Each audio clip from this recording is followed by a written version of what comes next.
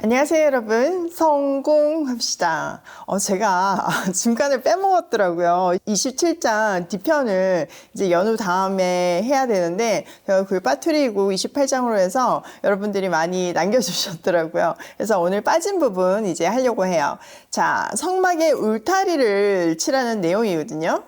성막은 거룩한 장소이기 때문에 뜰의 범위를 이제 표시해가지고 사람이나 짐승이나 출입하는 곳을 제한했어야 했죠. 그래서 당연히 울타리가 필요했는데요. 이 울타리가 오늘을 사는 우리에게 어떤 메시지가 있는지 한번 살펴보도록 할게요. 9절, 성막들을 두르는 울타리를 만들어라. 가는 실로 짠 모시 휘장으로 울타리를 두르도록 하여라. 남쪽 휘장은 길이가 100자가 되게 하여라.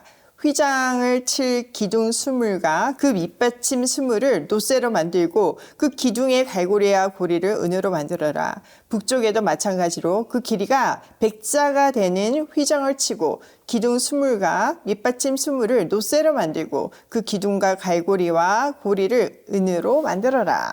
자, 성막이 있고 그거를 이제 두르는 울타리를 지금 말하고 있는데요. 그것은 가는 실로 짠 모시로 하래요. 그러니까 거의 흰색에 가까운 색깔인 거죠. 남쪽하고 북쪽 이렇게 긴 편이에요. 그러니까 성막 자체가 직사각형 모양이잖아요. 남쪽과 북쪽은 100규빗으로 하라는데 이건 약 45m 정도를 얘기해요. 또 이 휘장이 있지만 이거를 지탱할 기둥이 있어야 되잖아요. 그 철기둥을 20개를 만들고 그 밑받침을 노쇠로 만들고 또 그 기둥의 갈고리와 고리는 은으로 만들래요. 이 남쪽의 맞은편인 북쪽도 마찬가지로 하래요. 이게 사진을 보면 되게 쉬운데요. 성막 전체 그림 보이시죠? 첫 번째 그림은 이제 도면이고 뒤성수하고 뜰이 있잖아요. 이거를 아우르는 지금 성막을 만드는 거예요. 지금 설명하고 있는 이 울타리가 이 바깥쪽에 흰 천을 말하는 것이죠. 또 그것을 지탱하고 있는 기둥이 안쪽에 있잖아요. 성막 바깥쪽에 있는 게 아니고 안쪽에 있잖아요. 그게 각각 남쪽과 북쪽에 20개씩 있다는 이야기예요. 그림 보니까 금방 이해되시죠? 자, 12절. 해 지는 쪽인 서쪽 울타리에 칠 휘장의 길이는 50자로 하고 기둥 10개와 밑받침 10개를 만들어라. 해 뜨는 쪽인 동쪽 울타리도 그 길이를 50자로 하여라. 동쪽의 정문 한쪽에 밑받침 셋을 놓고서 그 위에 기둥 셋을 세운 다음에 15자 되는 휘장을 쳐라. 다른 한쪽에도 밑받침 셋을 놓고서 그 위에 기둥 셋을 세운 다음에 15자 되는 휘장을 쳐라.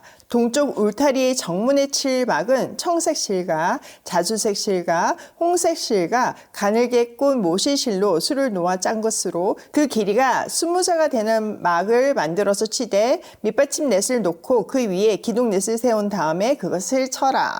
자, 우리가 이제 조금 전에 긴 편, 남쪽과 북쪽을 얘기했다면 이번에는 조금 짧은 면, 서쪽과 동쪽에 대한 그 울타리 내용이에요. 성막의 문은 어느 쪽에 있을까요? 네, 맞아요. 동쪽에, 유일하게 동쪽에만 있어요. 이것은 사실 창세기 에덴 동산으로 거슬러 올라가야 되는데요. 창세기에서 이제 하나님이 아담과 하와를 만드시고 그들이 이제 죄를 범했을 때 에덴 동산에서 쫓겨나잖아요. 그때 어디로 쫓겨나요? 네, 동쪽으로 쫓겨나요. 그렇기 때문에 그 동쪽으로 돌아옴으로 하나님하고 회복이 이루어지는 거거든요. 그래서 성막의 문이 동쪽에 있는 거예요. 또 성막은요, 3면이 막혀 있고 지금 동쪽만 문으로 열려 있잖아요. 이거는 성막으로 들어갈 수 있는 유일한 문이에요. 유일하다. 뭔가 이게 팍 느낌이 오시죠? 네, 맞아요. 예수 그리스도를 상징하고 있어요. 이 문의 역할이 성막 안으로 들어와서 하나님과의 관계 회복을 할 수 있는 그 통로잖아요. 그러니까 우리는 유일한 길이신 예수 그리스도를 통해서 하나님과 화해할 수 있고 또 그 관계를 회복할 수 있는 거죠. 우리는 그것을 구원이라고 얘기해요. 아니나 다른 게 요한복음 10장 7절에 한번 보시면 예수님께서 스스로를 문이라고 표현하시거든요. 볼게요.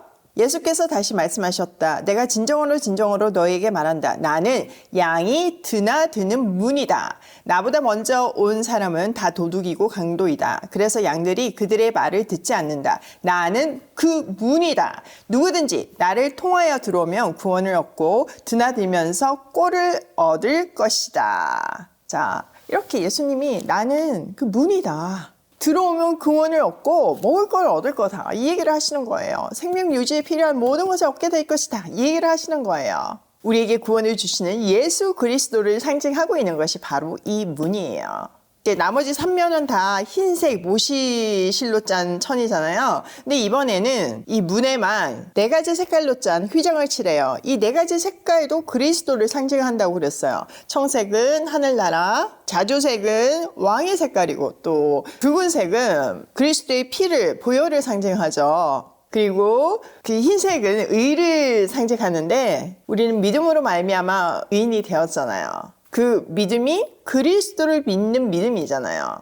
그러니까 이 그리스도를 상징하는 이 휘장, 이거를 통과를 해야지만 이제 하나님과 관계 회복이 되고 구원을 얻을 수 있다는 의미가 이 성막의 모든 그 구석구석에 다 새겨져 있는 거죠. 자, 17절. 울타리 사면의 기둥에는 모두 은고리와 은갈고리를 달고 그 밑받침은 노쇠로 하여라. 울타리를 두른 뜰의 길이는 100자, 너비는 50자, 높이는 5자로 하여라. 가는 실로 짠 모시를 둘러치되 노쇠로 된 밑받침을 받쳐야 한다. 성막에서 각종 제사에 쓰는 기구와 성막의 말뚝과 울타리의 말뚝은 모두 노쇠로 만들어야 한다. 자, 사면 기둥에 대한 설명인데 모두 은고리와 은갈고리가 있어야 된대요. 그래야 이제 걸 수 있잖아요. 또 밑받침은요, 노쇠로 하래요. 각종 제사에 쓰이는 그 모든 기구도 다 노쇠로 하래요. 성막의 말뚝과 울타리 말뚝 모두 노쇠로 하래요. 자, 여기서 은과 노쇠가 나오는데 은은 무슨 의미가 있다고 했죠? 우리가 앞에서 배웠죠? 네, 맞아요. 속량의 의미가 있고 노쇠는 성경에서 심판의 의미예요. 즉 심판받아야 하는 우리가 그리스도의 죽음을 통해서 속량받았음을 의미하고 있는 거죠. 자, 20절. 너는 이스라엘 자손에게 명하여 올리브를 찧어서 짜낸 깨끗한 기름을 가져다가 등불을 켜게 할 때 그 등불은 늘 켜두어라. 아론과 그 아들들은 그것을 회막 안에 증거궤 앞에 쳐놓은 휘장 밖에 켜두어서 저녁부터 아침까지 주 앞에서 꺼지지 않도록 보살펴야 한다. 이것은 이스라엘 자손이 대대로 길이 지켜야 할 규례이다. 자, 아론과 그의 아들들, 제사장들은 깨끗한 올리브 기름으로 불을 밝힌 등불을 증거궤 앞에 쳐놓은 휘장 앞에 놓으래요. 우리가 그 지성소 앞에 등불, 막 식물 모양 등불이죠. 등불하고 그 맞은편에 떡상이 있었던 거 기억나죠? 그러니까 그 불을 아침부터 저녁까지 계속 늘 켜놓으라는 얘기예요. 자, 성막 안에는요, 창문이 없어요. 그렇기 때문에 오직 이 등잔대로 인해서 밝혀지는 거예요. 자, 이 등불은 뭘 비추고 있나요? 네, 앞에 떡상을 비추고 있는데요. 그 떡상이 뭘 의미한다고 했어요? 나는 떡이다 얘기하셨잖아요. 예수 그리스도를 의미하고 있고 또 그분은 말씀이 육신이 되어 이 땅 가운데 오셨잖아요. 그래서 말씀을 의미하고 있어요. 근데 그리스도이자 말씀을 비추고 있는 것이 이 등잔대의 등불이잖아요. 그러면 이 등잔대의 등불은 뭘 의미할까요? 네, 맞아요. 성령의 조명하심을 의미해요. 오직 성령의 조명하심으로 예수가 그리스도임을 깨닫게 되고 또 말씀을 깨닫게 된다는 의미이죠. 그렇기 때문에 이게 꺼지면 되겠어요? 안 되겠어요? 늘 켜져 있는 거예요. 우리 삶에서도요. 오늘 내용을 우리 삶에 한번 적용을 해보면요. 첫 번째, 세상과 구별된 삶을 살자. 자, 성막이 뭐 어디 산꼭대기 따로 뭐 이렇게 있는 것이 아니고요. 세상 가운데, 그들 가운데 있었어요. 그런데 그곳은 울타리를 쳐서 거룩하게 구별되어 있었죠. 이거는 우리가 세상 가운데 살고 있지만 구별되어서 살아야 된다는 것을 의미했어요. 딱 멀리서 봐도 그 흰색 딱 울타리 쳐진 거 보면 성막인지 알았잖아요. 그러니까 우리를 딱 보면 그리스도가 보여야 하는 거죠. 두 번째, 바깥에서는 알 수 없다. 휘장이 쳐져 있고 또 이게 천막이 위에 지붕도 지성소 있는 성소에는 덮어져 있잖아요. 그래서 겉에서는 볼 수 있지만 아 저기 성막이구나. 근데 그 안에서 무슨 일이 벌어지는지는 그 안에 들어가야지만 알 수 있어요.